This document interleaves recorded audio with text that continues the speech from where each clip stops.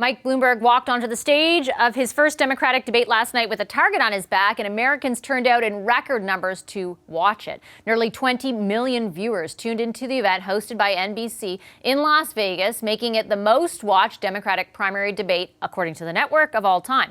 The candidates now face contests in Nevada and South Carolina, and there is still one more debate before Super Tuesday arrives in less than 2 weeks. So what can we expect? Brett Bruen served as Director of Global Engagement at the White House under President Obama. He's now the president of the Global Situation Room and comes to us from New York.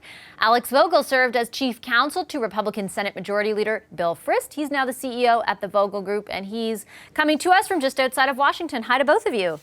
Great to see you. Brett, I'm going to start with you. If you were to isolate for our viewers after they just got to watch basically the synopsis of last night, who won and who lost, or winners and losers, what would you say?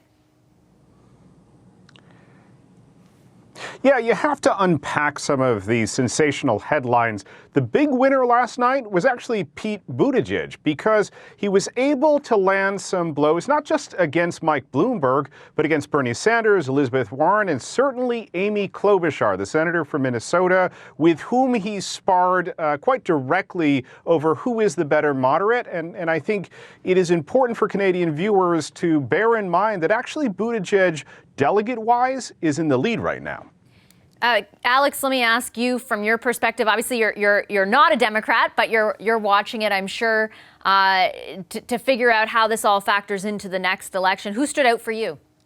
A couple of things. Number one, watching the other side's primary debate is the most fun, because frankly, only good things can happen. A couple of different dynamics at play, which is one of the things that made this so fascinating. On the one hand, Bernie Sanders clearly was, and for the first time, really was on the stage in the role of Democratic frontrunner, and all of the fire was not aimed at him. By definition, for him, that's a win.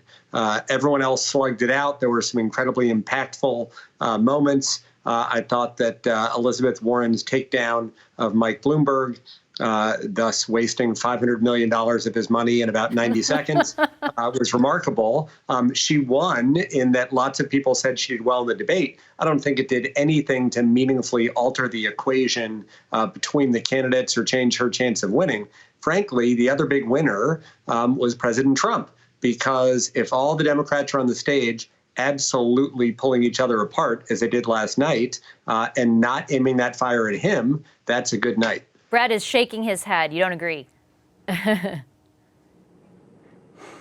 I don't, because if you saw the amount of energy, clearly we have all seen the number of people who tuned in. This is attracting a lot of support, a lot of energy. Granted, it's across the spectrum from the center all the way to the left and even into conservative circles. So I think you've actually captured quite a lot of interest, and that will translate into quite a lot of turnout. And this is President Trump's biggest problem. 74% of Americans, up 14% from any prior presidential election year, so they plan to go and vote.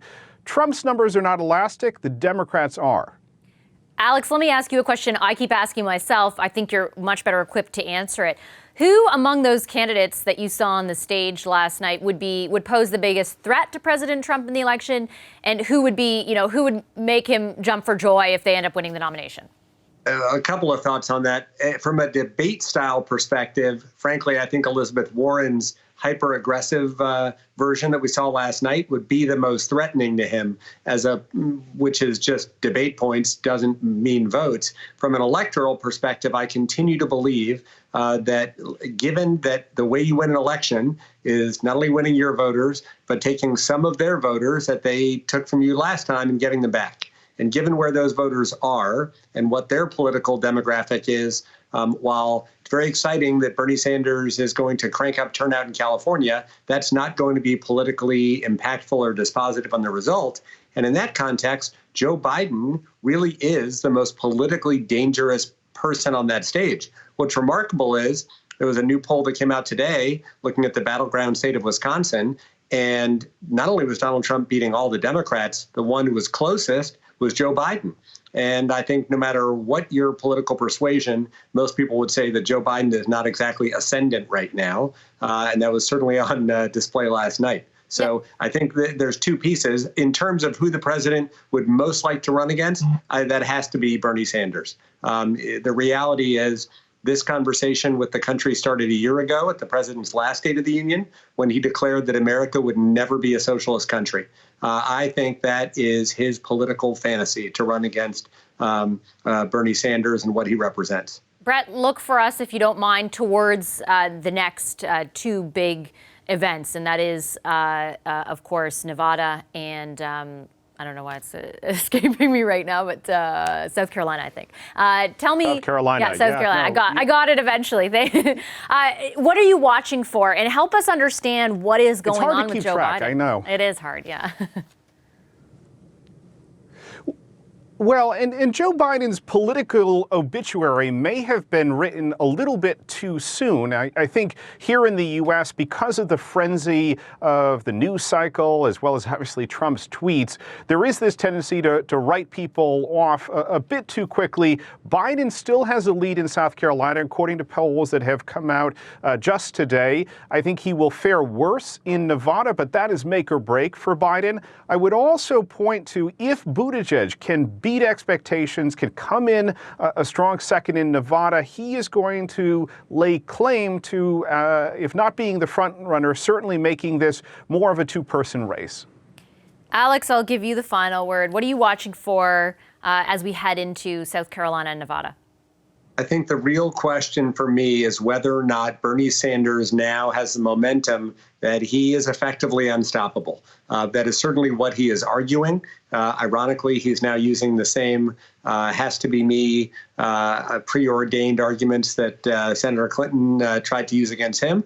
But really, if he comes out of South Carolina and Nevada either winning both or winning and coming just behind Vice President Biden, I think the pattern you're going to see will mean that by the time they get to their convention, while he may not have enough to avoid a brokered convention, he will be in a very strong position with a bunch of really active supporters behind him. And I don't think a lot of these other folks are going to be forced out as easily as people think. The longer they hang around, the harder it is for folks to unify against Bernie if that's what they want to do.